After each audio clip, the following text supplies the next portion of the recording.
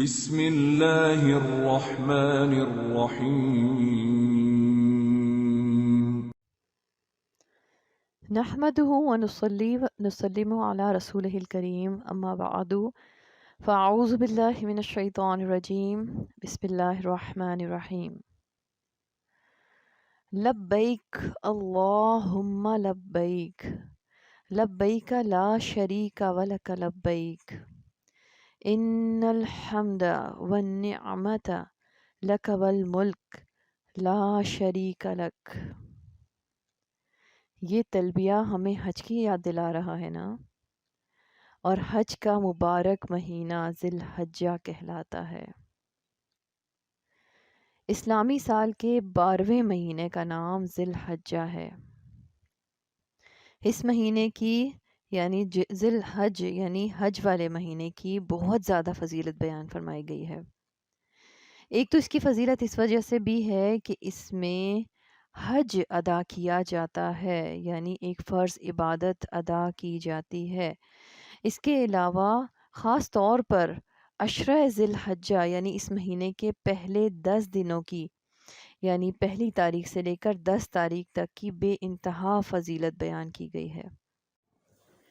صحیح بخاری حدیث نمبر 969 میں ہے کہ نبی کریم صلی اللہ علیہ وآلہ وسلم نے فرمایا کہ ذی الحجہ کے 10 دنوں کے مقابلے میں دوسرے کوئی ایام ایسے نہیں ہیں جن میں نیک اعمال اللہ کو ان دنوں سے زیادہ محبوب ہوں۔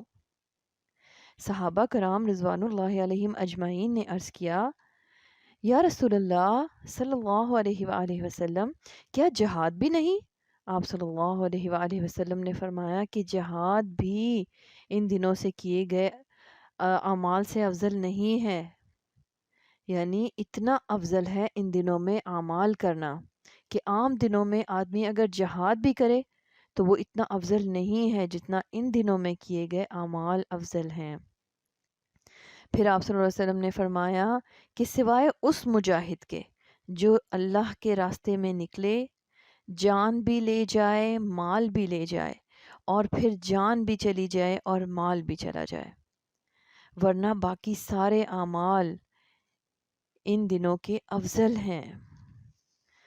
اب حافظ ابن حجر عسقلانی رحمۃ اللہ علیہ اس کی بہت اچھی وجہ بیان فرماتے ہیں کہ کیوں ان دنوں میں کیے گئے اعمال سب سے افضل ہیں۔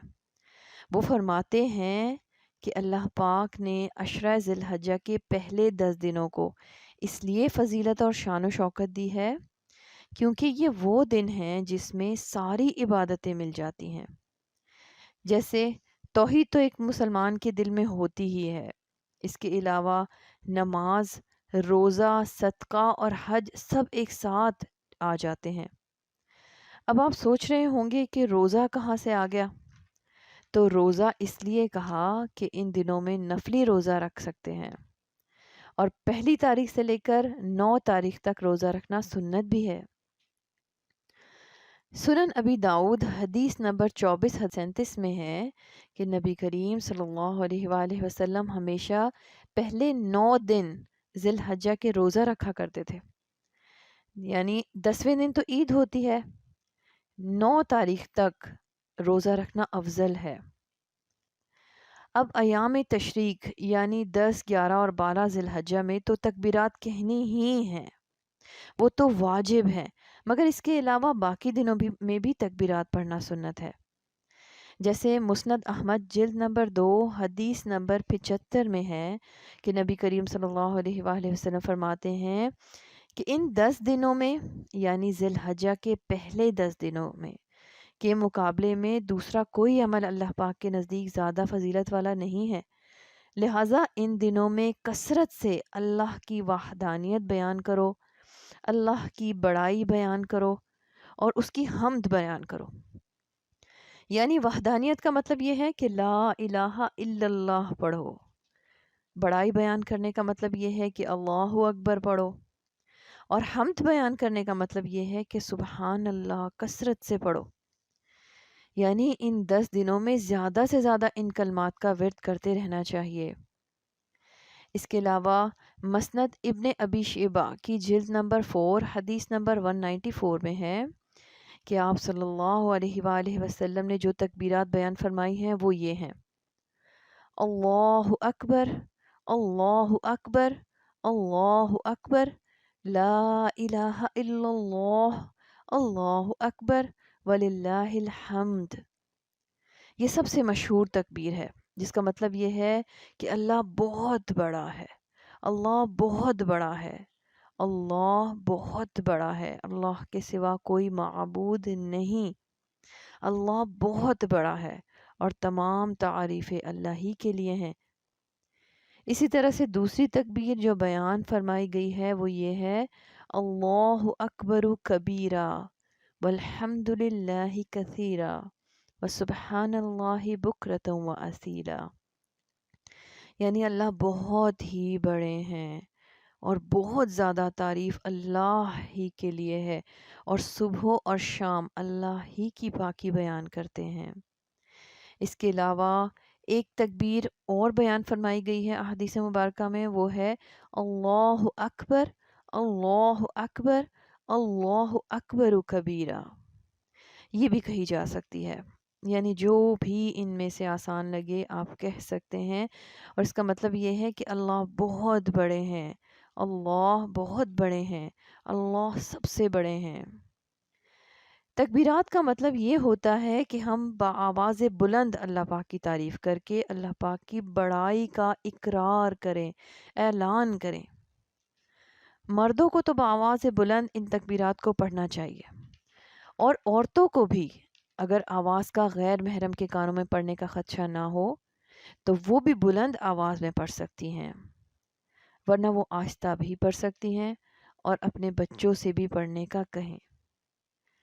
اسی طرح سے صحیح بخاری حدیث نمبر 969 میں ہے کہ عبداللہ بن عمر رضی اللہ تعالیٰ عنہ اور حضرت ابو ہریرہ رضی اللہ تعالیٰ عنہ، یہ دونوں صحابی ان 10 دنوں میں بازار میں اتنے زور سے تکبیر کہتے تھے کہ لوگ بھی ان کی تکبیرات کو سن کر تکبیر کہنا شروع کر دیتے تھے۔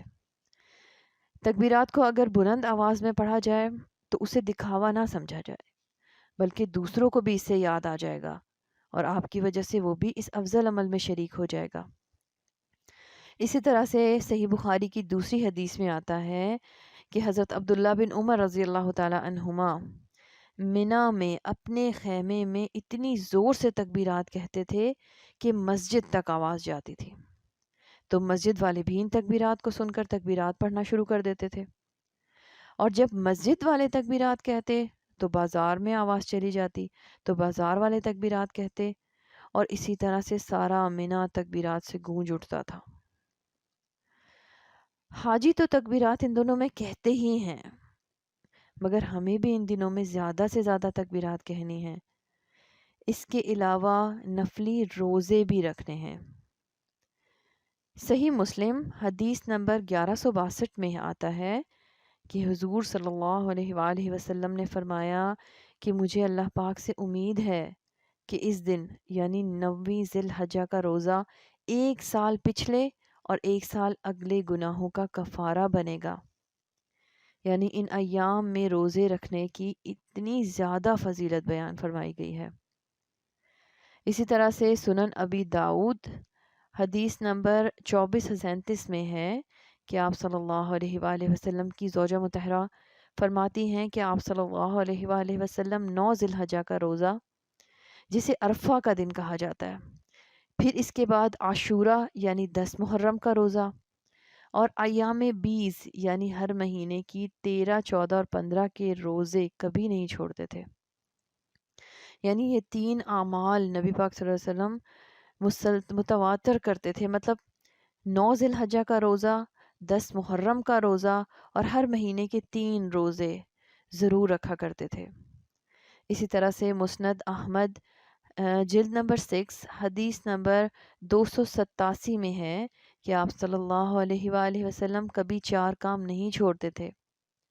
نمبر 1 عاشورہ کا روزہ، نمبر 2 عشرہ ذی الحجہ کے 9 روزے، نمبر 3 مہینے کے 3 روزے، اور نمبر 4 فجر کی سنتیں۔ یعنی آپ صلی اللہ علیہ وآلہ وسلم 9 روزے ذی الحجہ کے کبھی نہیں چھوڑتے تھے۔ ہمیں ان افضل اوقات میں تکبیرات کہنی ہیں زیادہ سے زیادہ، روزے رکھنے ہیں، اس کے علاوہ قرآن پاک کی زیادہ سے زیادہ تلاوت کرنی ہے، کیونکہ ہر حرف پر 10 نیکیاں ملتی ہیں اور ان ایام میں تو اور بھی زیادہ نیکیاں ملتی ہیں۔ اسی طرح سے زیادہ صدقہ دینا ہے، اپنی نیکیوں میں زیادہ سے زیادہ اضافہ کرنا ہے اور اپنے نفس کو زیادہ سے زیادہ برائیوں سے روکنے کی کوشش کرنی ہے۔ اللہ پاک سے دعا کرتے ہیں کہ اللہ پاک ہمیں عشرہ ذی الحجہ کے تمام برکات عطا فرمائے اور زیادہ سے زیادہ عمل کرنے کی توفیق عطا فرمائے۔ وما توفیقی الا باللہ علیہ توکلت و الیہ انیب وآخر دعوانا ان الحمد للہ رب العالمین۔